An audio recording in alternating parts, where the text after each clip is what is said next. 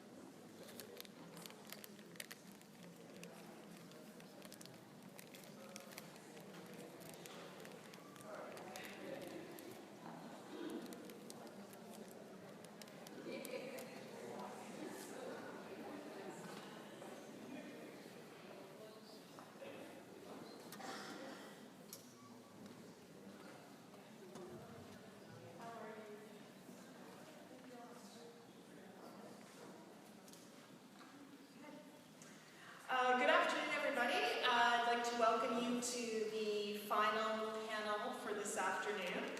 The panel is titled Transformative, and we have, again, 3 exceptional panelists joining us this afternoon: Charlotte Gray, Sharon Graydon, and Lorna Marsden. My name is Megan Beaton. I'm a postdoctoral fellow at the Center for Canadian Studies here at Mount Allison University, and it is my great pleasure to be moderating this afternoon. We'll follow the same structure as we had this afternoon, so I'll pose and moderate a few questions for about 45 minutes, and then we'll of course open up the floor for questions.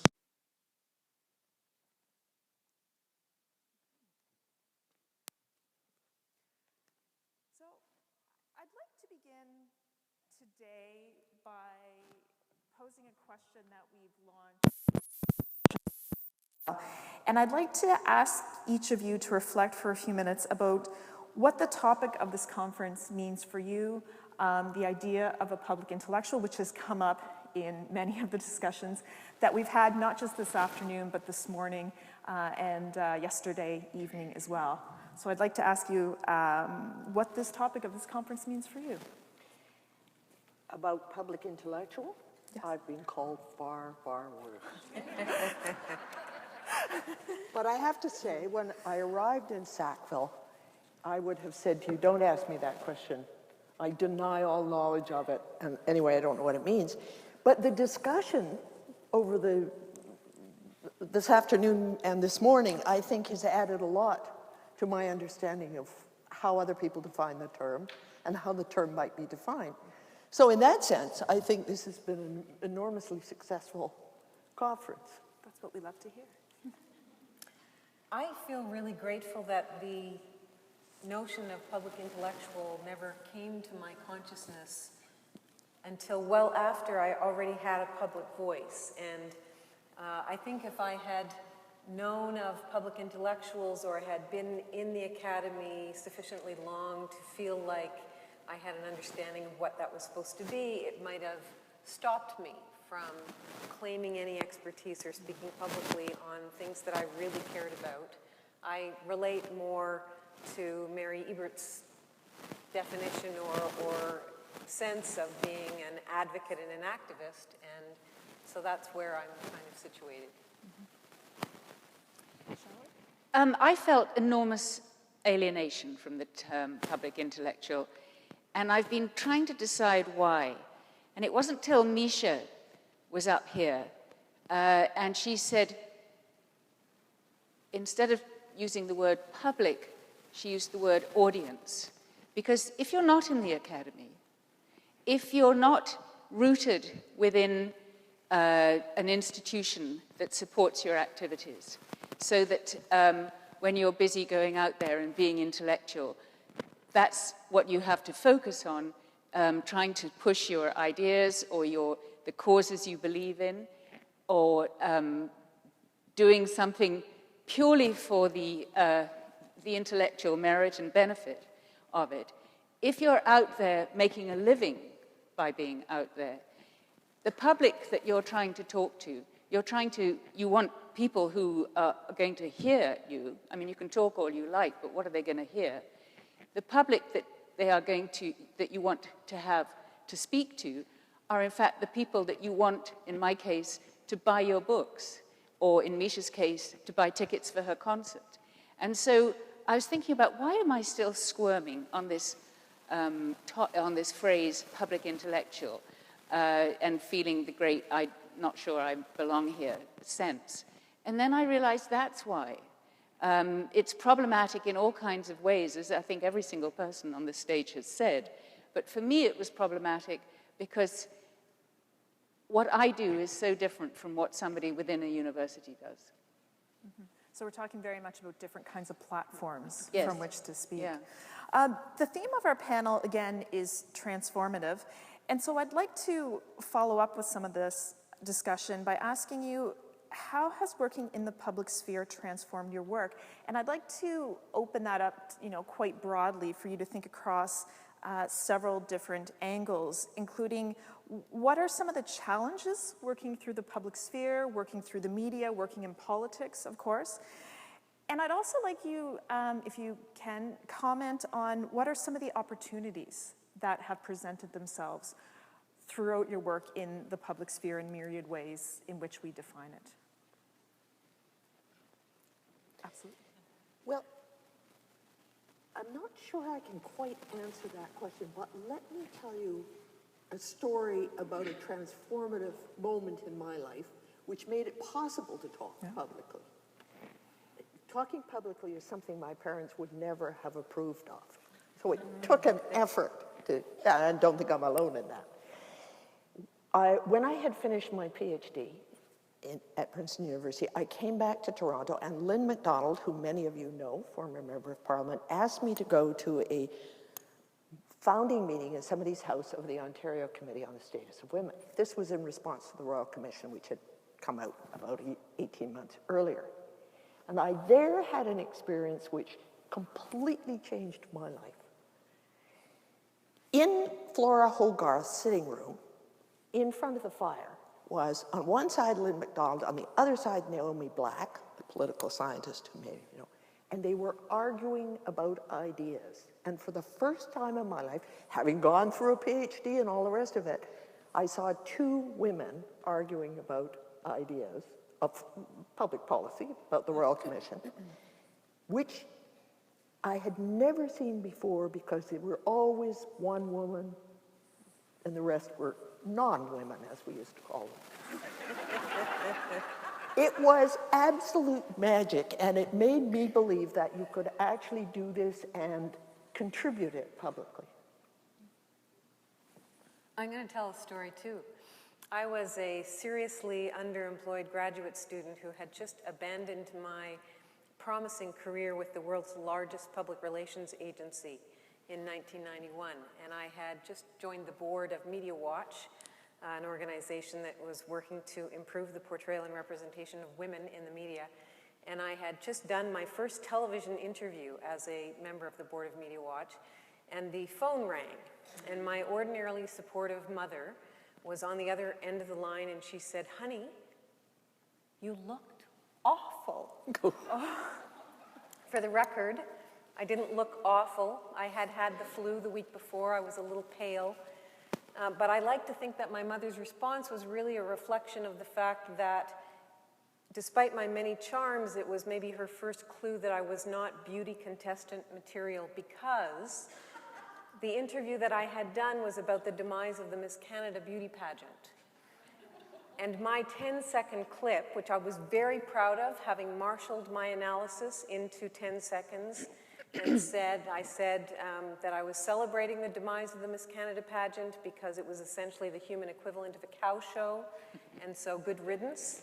And that fit into the 10 seconds, but they had wedged my 10 seconds between 10 seconds of Miss Canada 1990 and 10 seconds of Miss Canada 1991, who were both a decade younger than me, wearing an inch of makeup and demonstrably beauty queens, which I was not.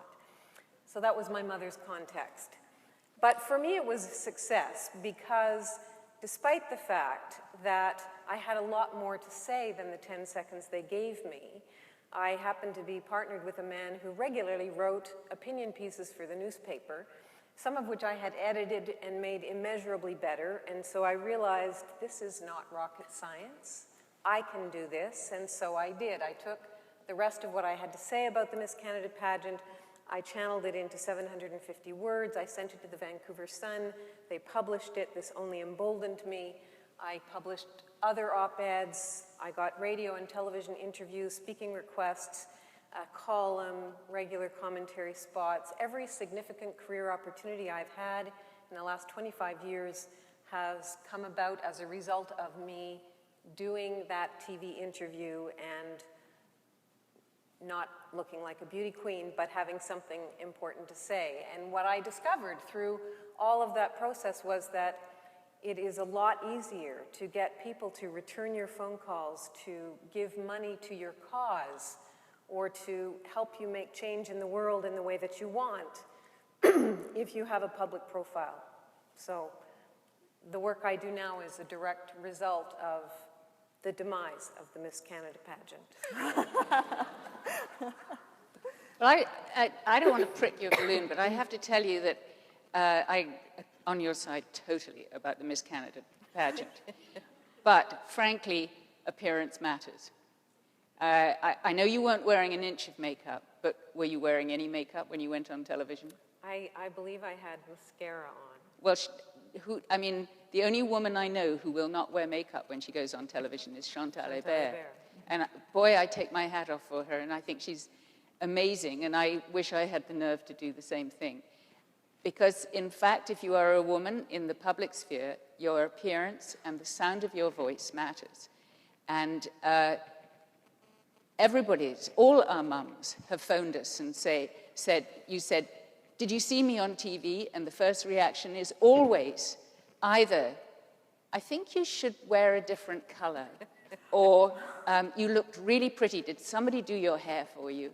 They never talk. The first comment is never about what I looked like. But what I sound like, what you sound like, is equally important. There is a wonderful classicist at Cambridge University called Mary Beard, who is a completely in-your-face public intellectual, and she will not wear makeup, and she has long grey hair that is loose. She's a brilliant classicist, and she is constantly dealing with the most horrendously misogynist comments on her Facebook and on Twitter and all her different sites. And I want to read you something that happened to her, because voice is as important as looks. And if you have a high-pitched voice, you're going to have less credibility. Many aspects of this traditional package of views about the unsuitability of women for public speaking in general still underline some of our own assumptions about an awkwardness with the female voice in public. Take the language we still use to describe the sound of women's speech. In making a public case, in fighting in their corner, in speaking out, what are women said to be? Strident. They whinge and they whine. When, after one particular vile bout of internet comments on my genitalia, I tweeted, rather pluckily I thought, that it was all a bit gobsmacking. This was reported by one commentator in a mainstream British magazine, and he said it in these terms. The misogyny is truly gobsmacking, she whined. Ooh. And I have to say that one of the things I realize has actually been a fantastic asset for me as I do more and more public speaking is my English accent. And it's shaming. I have met far more stupid English people with English accents than I have met Canadian people with Canadian accents or any other kind of accent. My accent gives me a credibility which is entirely borrowed. And I'm saying this about appearance and accent because these things all count. They matter, and they shouldn't. But they're so much more important for women than for men. So I think the answer to that is we need a lot more Chantal Héberts. And one of the reasons that it's possible for Chantal Hébert to go on television every week without all that is that she's fiercely intelligent and funny and she knows her stuff. And frankly, she's on there every week. And so after a while, you stop noticing that she looks not like the shellacked versions of women who are typically anchoring news shows. Well, I do have to tell you about something I did notice about Chantal Hébert. We gave her an honorary degree. She made a wonderful speech to the students, and when she sat down, I noticed that she was wearing a pair of trousers and the hem had come down on the trousers. And instead of doing what some of us would do, she put it right out there. Bravo. I did have an idea about this conference 2 years hence, and it was listening to the first panel. Some of us are old enough to have received our death threats in writing. And instead of on email, you know, I think we should publish some of the very best death threats we've ever received. I think that's a brilliant idea. I've been working on a collection which I abandoned because I got too busy trying to keep the wolves from the door called Unbitten Tongues. And I think all of the women here at the conference would have stories to contribute to a book about unbitten tongues where we have spoken out despite, and I think a companion volume of the hate mail. My first column for the Vancouver Sun was elicited a piece of snail mail, because that's how long ago it was, and on the outside of the envelope, the correspondent had written, Sherry Graydon, President, Bitch of the Year Club, care of the Vancouver Sun. So it had probably circulated throughout the newsroom before I ever got it, because I filed from home. And when I opened the letter, at least I was forewarned, and I knew that what was inside was not going to be from a fan. And the letter read in its entirety, you dog-faced slut. Was it spelled properly? Because I think we should keep the original spelling. Yeah. Anyway, we digress. You have better questions. I mean, it sort of leads into the next question that I'd like to pose to you. I mean, we're talking about these issues of credibility, we're talking about issues of appearance, and certainly different issues that are facing women, especially when they're dealing with the media in numerous different ways, in numerous different interventions. And we've touched a bit on your experiences, obviously, but I'm wondering if you could expand on this and talk about what are some of the other pressing current issues that face Canadian women who intervene in public debates. Earlier this afternoon, we've had discussions about the idea of risk, so we can take up that idea. We've also had an issue about access to platform, how we can speak from certain arenas, or what gives us access to certain arenas to talk about interventions in the media. I'm wondering if you could offer some comments on that. So I'm happy to start, and I'm going to maybe do something that will cause some people to resist my analysis, but this is based on surveying and working with hundreds of women across Canada. And that is to say that despite, I mean, there are lots of obstacles, there are lots of disincentives for women to have a public voice. We've just talked about some of them. But in 2005, my husband and I were walking across the parking lot of a Catholic church in Montreal, and a television crew approached us and said, "The Pope has just died. Would you care to comment?" And I said, "No, I don't think so," and kept walking. And from behind me, my lovely husband, who had not been to church in 40 years, said, "Sure, I'll comment." And I turned around stunned, wondering what words of wisdom were going to drop from his beautiful mouth, and he said, "It's a very sad day for Catholics everywhere."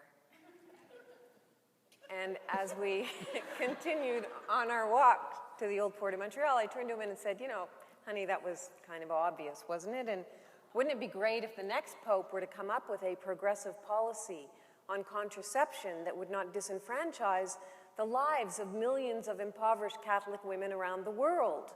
Wouldn't that have been worth saying?" And he said, "Yeah, Sherry, it would have been. Too bad you turned down the interview."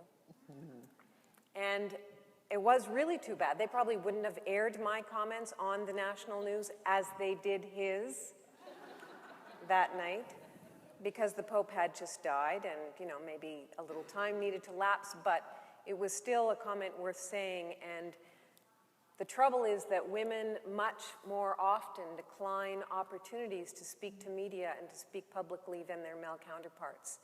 My husband is not alone in being willing to pontificate regardless almost of the topic, and I say that with the utmost respect. And many I of don't know any men like that.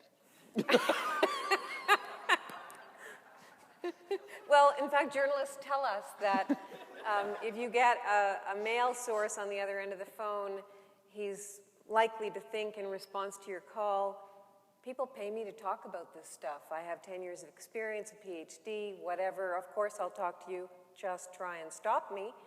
And if you get a woman, she, with the same experience profile, she's likely to go in her head to the 3 people who she knows who know that particular slice slightly better, and they're probably not women, and she's likely to say, "I'm really not the best person."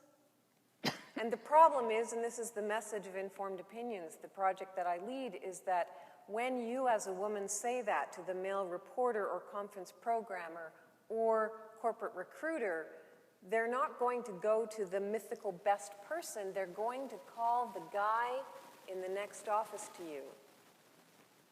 I know that Helen Gurley Brown, founding editor of Cosmo, was married to, can't remember his name, but he incredibly legendary Mad Men era advertising executive. And he had a rule which I have really taken to heart, half of it. And the rule was never turn down sex or television. And I have learned never turn down a request to go on television. And so, let's hear Half about of it, that. I said, Lorna. But in fact, I mean, it's something that, again, if you're in the position of selling yourself because you're selling your product, whether it's your opinion, your book, your tickets for your concert, you have to get out there. And it's not just that, you know, your face appears for 5 seconds on television.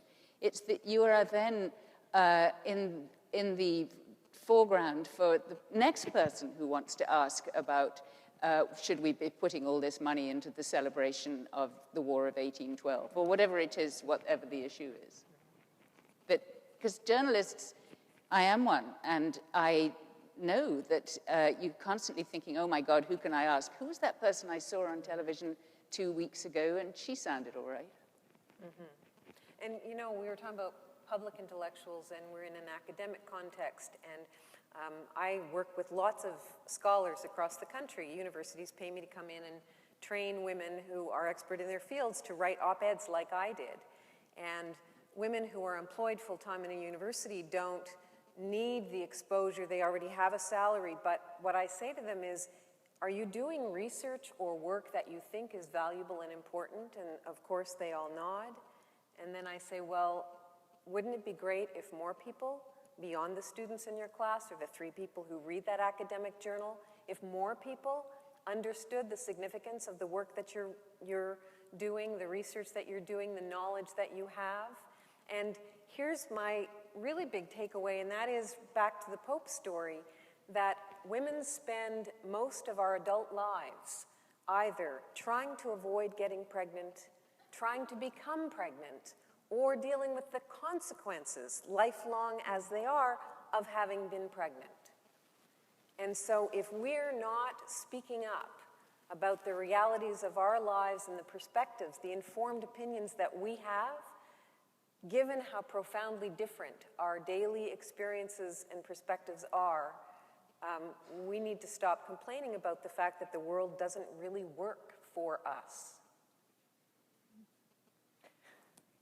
But don't you think sometimes it works in slightly different ways? For example, when you read the history of suffrage in this country, the really brilliant women, Nellie and her Congress, got where they did largely, in my opinion, by making fun of the institutions and the establishment. You know, they went to Manitoba, first province to get the vote, and they had this wonderful skit in which Duff Roblin was the premier, in which Nellie played Duff Roblin. And she had people paying to come and see all of this. So sometimes it's not taking it straight on. Quite often, it seems to me, it's going in a different way that works very, very effectively in women's causes, maybe not for individuals, but in the cause of women. Well, what I take from what you just said, and I'm familiar with that story, is the value of humor, which absolutely I'm a champion of. But you know, it's 2014, and women's voices are at about 25% of the experts who are quoted or interviewed or featured in news and opinion media in Canadian publications and broadcasts. 25%. I don't believe, though, that that's simply reticence on the part of women. No, it's not. And I also see newsrooms now which are 50-50. So what is it? I think it's a whole combination of things. I mean, it's partly reticence. It's partly what we already talked about being judged more harshly. And so, you know, that is something that women are subjected to in a way that their male counterparts aren't. Women, if they're experts, are busy. Usually they're in the primes of their career. They have children. They have elderly relatives. They have massive responsibilities because they're experts and they're doing great things. And they're very pragmatic about their time. And so if you get called to do a television interview and you know, okay, I might only get 5 minutes on TV or 1 10-second quote, but it's going to take an hour and a half out of my day, and I'm going to have to rearrange everything. And is it worth it to me, especially if I already have a paid job at the university, unlike you and I, where, you know, being in the media helps us generate a living. It's a challenge. And men still often are situated in ways where they have support systems and structures that make it easier for them to rearrange their schedules or take time to do that. And it also speaks to the issue of platform as well, which I was getting to earlier, you know, the ability to speak from the academy, for example, or having to, you know, push your way into the public discourse, I think, in different ways. Sherry, I really liked your reference to your unwritten, but I hope it becomes written, unbitten tongue, and this phrase that you use, spoken out despite, you know. spoken out despite these barriers that, you know, sometimes, well, quite frequently, especially as you know in your work, women do face. I'm wondering if the three of you might be so kind as to comment on a moment where you have spoken out despite, and it has made a difference.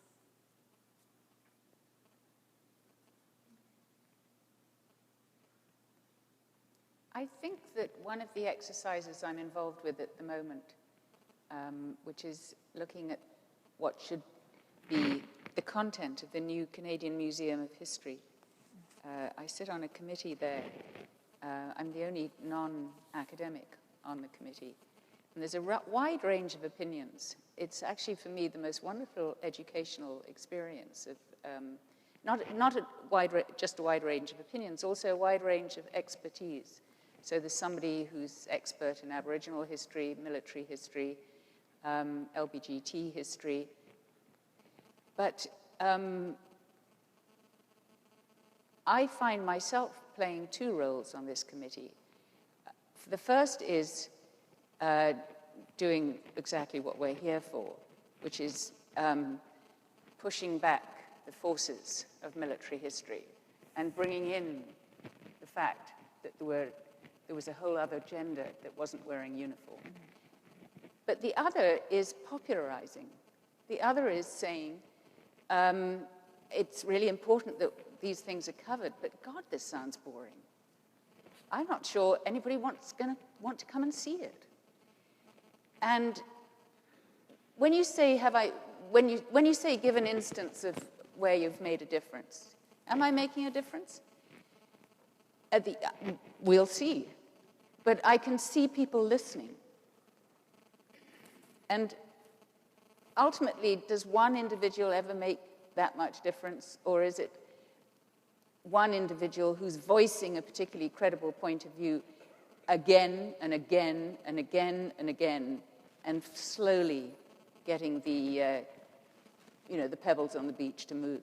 The traction. Starting as a teaching assistant in graduate school, I've been obsessed with the question of pay equity. And it's a question I always ask everywhere, and in universities and elsewhere. And elsewhere in the last few years has been on board of directors. And of course there would be one woman or sometimes two, but they always put me, because I'm a woman, on the Human Resources Committee, in which I always ask for re-examination of the salaries that are being given to women. And my experience is that 8 times out of 10, they come back and say, you're right. We hadn't done X, Y, and Z. We hadn't compared her to the right person. That's my favorite question. Or, no, the answer is my favorite answer. Any way I can oblige, really. But I do think that after a while, if you ask the same question over and over again, you sometimes make mileage. I also think sometimes we have no concept of the impact that we're having, especially through media. And social media now makes that perhaps less likely to happen. But in